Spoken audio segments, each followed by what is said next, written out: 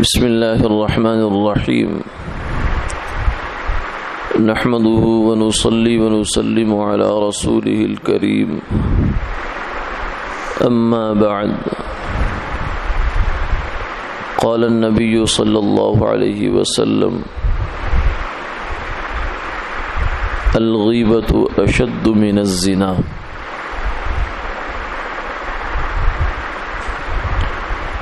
او كما قال عليه الصلاة والسلام۔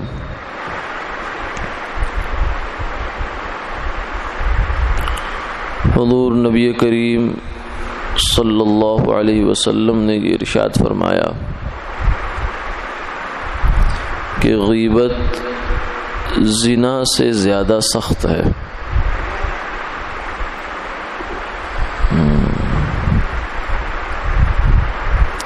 زنا بہت بڑے جرائم میں سے جرم ہے۔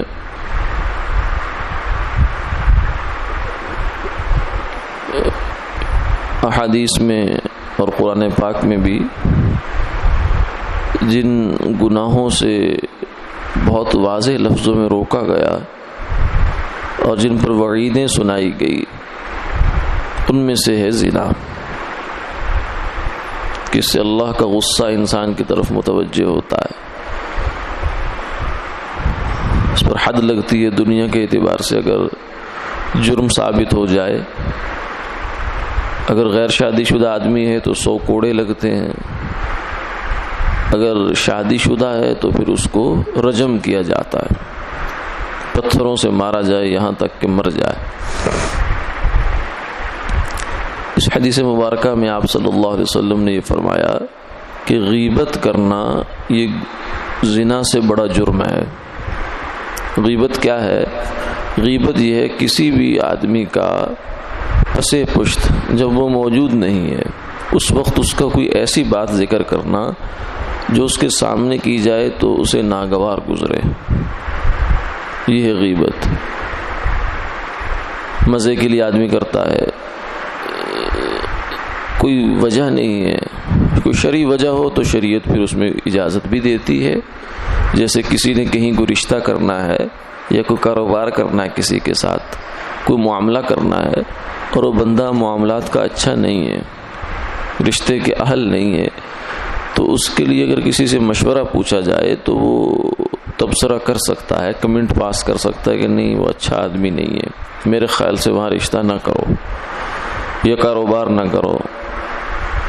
اسی طریقے سے کسی پر اگر ظلم ہوا ہے تو وہ جا کر فریاد کر سکتا ہے کہ میرے ساتھ فلاں بندے نے یہ زیادتی کی ہے،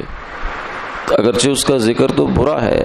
لیکن یہ مقصد اس کا ٹھیک ہے کیونکہ یہ بیچارہ اپنی داد رسی کے لیے کر رہا ہے، تو یہ بھی غیبت نہیں ہے۔ تو یہ شریعت نے جہاں گنجائش ہے اس کو گنجائش بھی دی ہے، لیکن بلا وجہ کہ جہاں کوئی مجبوری نہیں شرعاً، بس زبان کا چسکا اور کان کا چسکا، وہاں یہ باتیں کرتے رہنا ایک دوسرے کے بارے میں، یہ ہے غیبت، اور یہ بہت بڑا گناہ ہے۔ صحابہ نے عرض کیا یا رسول اللہ یہ کیوں اتنا بڑا گناہ ہے؟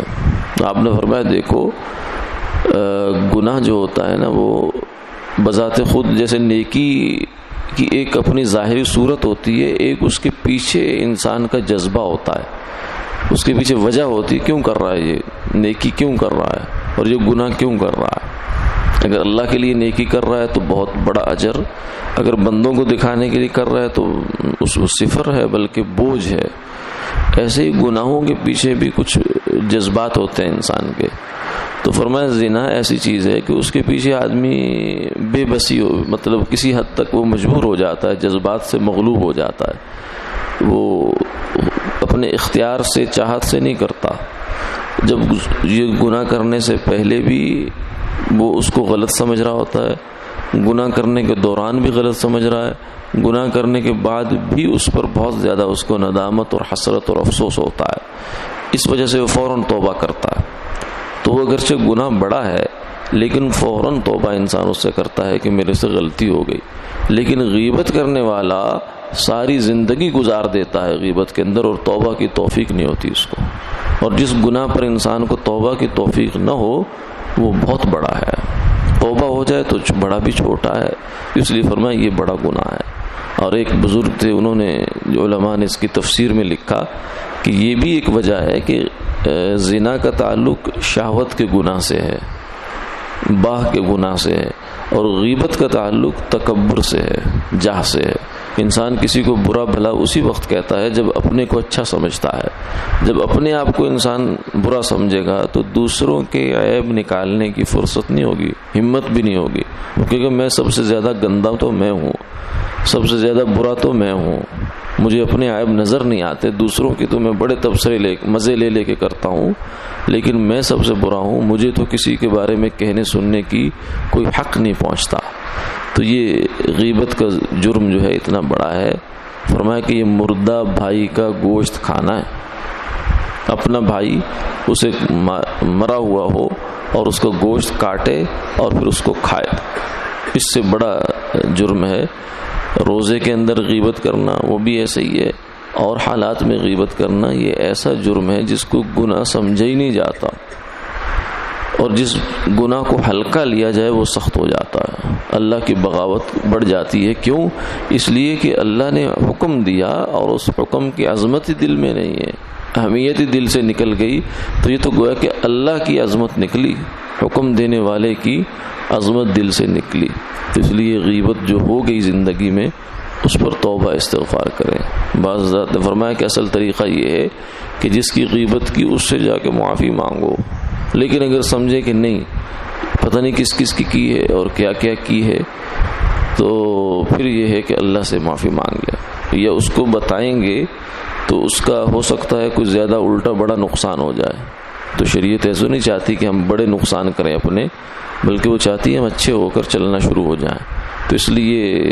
صرف توبہ استغفار کر لے آدمی سچے دل سے، یا اللہ آج تک جتنی بھی کسی انسان کی غیبت میرے سے ہوئی، یا اللہ اسے معاف فرما، اور ان کے لیے بھی استغفار کرے، ان کے لیے بھی دعائے مغفرت کرے گا تو اللہ تعالیٰ اس کا سابقہ پلہ پاک کر دیں گے، آئندہ کے لیے پھر آدمی اپنے عمل میں احتیاط شروع کر دے۔ اللہ تعالیٰ عمل کی توفیق عطا فرمائے۔